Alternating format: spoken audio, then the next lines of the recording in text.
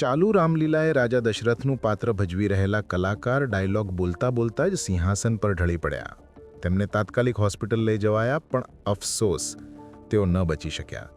હિમાચલ પ્રદેશના ચંબાની આ ઘટના કેમેરામાં કેદ થઈ.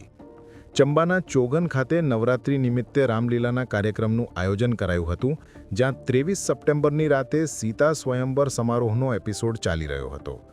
જો કે રાત્રે લગભગ 10:30 વાગે દશરથની ભૂમિકા ભજવતા 70 વર્ષીય અમરેશ મહાજન અચાનક બાજુના કલાકારના ખભા પર બેભાન થઈને ઢળી પડ્યા. પરિસ્થિતિની ગંભીરતા સમજી આયોજકોએ તરત જ પડદો પાડી દીધો અને અમરેશને તાત્કાલિક હોસ્પિટલ લઈ ગયા. જો કે ડૉક્ટરોએ તેમને મૃત જાહેર કર્યા અને હાર્ટ એટેક આવ્યો હોવાની શક્યતા વ્યક્ત કરી. कि श्री अमरीश कुमार जी जो रामलीला क्लब के एक वरिष्ठ सदस्य भी थे और राजा राम दशरथ और रावण का किरदार निभा रहे थे. पिछले 50 सालों से वो इस रंगमंच के साथ जुड़े हुए हैं. अभी अकस्मात रोल करते करते उनको हार्ट अटैक आया और हॉस्पिटल में जाके उनकी वहाँ डेथ हो गई है. इस दुख की घड़ी में हम उनके परिवार के साथ हैं.